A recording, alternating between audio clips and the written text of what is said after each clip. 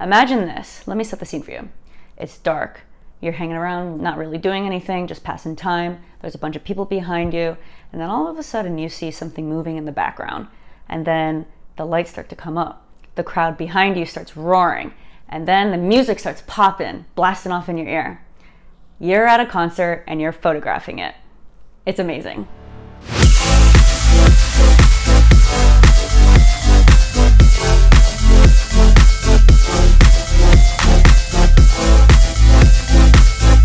Today I'm going to talk to you about how to get started in concert photography, how to get a media pass, how to potentially photograph one of your favorite artists, things like that. Who am I to be sharing this? My name is Erin Donahue. I'm a New York City-based multidisciplinary photographer, and one of the things I photograph are concerts. Before I go further, this is based on my experience and how I got involved with concert photography.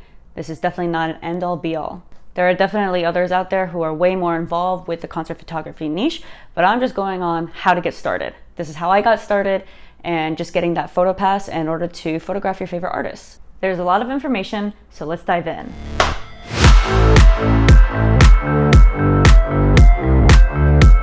One of the easiest ways to start photographing concerts is aligning yourself with a publication or joining a publication. What is a publication? Like an online blog or a digital or print magazine like Rolling Stone or something like that. Requesting photo passes as a freelance photographer is incredibly hard. And think about why. Who are you to the artist? What exposure can you give them? We know why you're doing it. It's probably for your portfolio, but think about it from the artist's perspective. They want to be able to be seen across the internet. Your chances for approval are significantly higher since you're considered media. Also, if you want to apply to big time national festivals like Governor's Ball, EDC, Rolling Loud, things like that, you need to actually be a part of a publication. They won't accept any freelance photographers at all. So it's in your best interest to join a publication.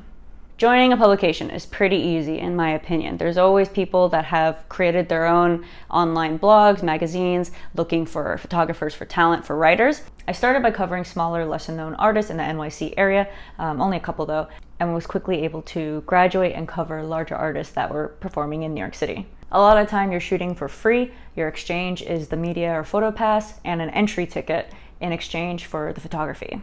Personally, I think that's fine, up to a point. There's less pressure. I just need to write up my review from the show, include some pictures to the gallery on the website, and then that's it. In this aspect, I think there is actually still a decent amount of control you have. You get to select what kind of photos you want to include, and you get to write up what you want to write up. For me, the one I joined, that was what was required. You go to the show, you photograph it, and then you also recap it. If you're not a fan of writing, this is completely dependent on the publication.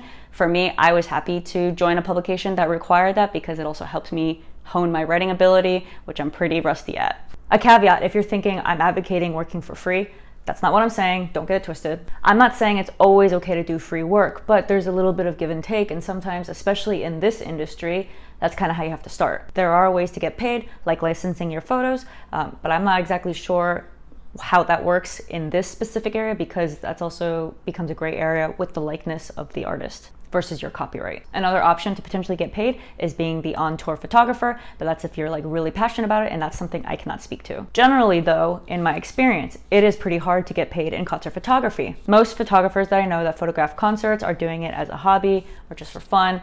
They're not really taking it as a full-time gig because it's just such a hard area to navigate. So it mostly supplements their other type of photography, like if they're a wedding photographer, something like that, and that's their main gig. Like for me, I got into concert photography because I simply wanted to photograph EDC Las Vegas, but they rejected me. Maybe next year. It's on my bucket list. Overall though, I'm not going to be talking about how to get paid in this video. This video is simply on how to get started in concert photography. That being said, I do have a resource link that I'll share in the description below. This was crowdsourced by a concert photographer who's been in the industry for years, and he crowdsourced a lot of information from different concert photographers, and they shared how much they got paid for what gigs. The range is huge, so there's no set thing either. If you don't have an established portfolio, the advice you will hear is to go and shoot local, smaller shows in your surrounding area. Many times those artists don't have coverage. This is the perfect opportunity for you to get your feet wet, and you're also building a network. To find these shows, simply Google small music venues in your town. Another piece of advice that I heard is downloading the app Bands in Town. A lot of smaller artists utilize the app because their tours are posted on there, so you're able to find smaller artists at local venues that way. Now that you have a general idea of how to get into concert photography, the next step is finding the right contact in order to request that photo pass.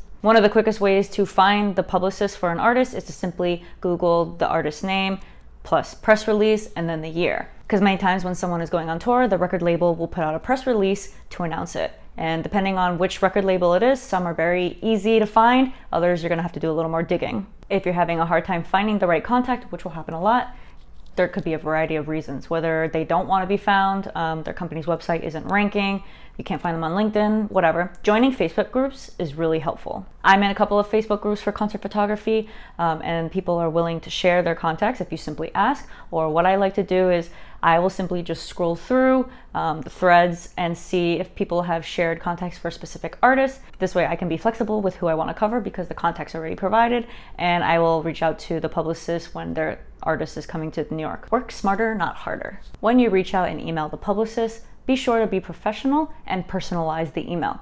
You'd be surprised at how many of these concert photographers send a transactional copy and paste template without even greeting the publicist by name.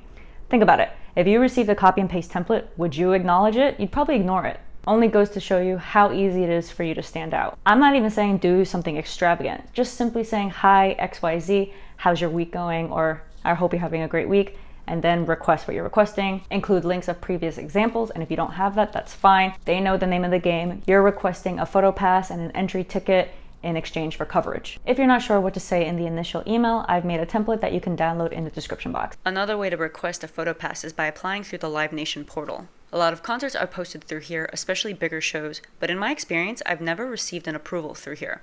Also, in order to apply this way, you need to be a part of a publication. I know I keep mentioning it, but if you're having a hard time finding a publication to join, think about potentially starting one yourself if you're that passionate about this. Many times, these smaller publications are just run by a couple of photographers or writers that go off on their own in order to start their own coverage. Let's say you've booked your first concert to photograph. Yay, congratulations. So now, what do you need to do and what do you need to bring? Photographing concerts can be very challenging because it's a low light situation and things are moving very fast. The first couple of times you might get a little nervous because you don't know what to expect, but after the second or third time you start to develop a strategy, especially if you're going to some of the same venues over and over. For instance, my strategy these days, depending on how the photo pit setup is, usually it's in the front.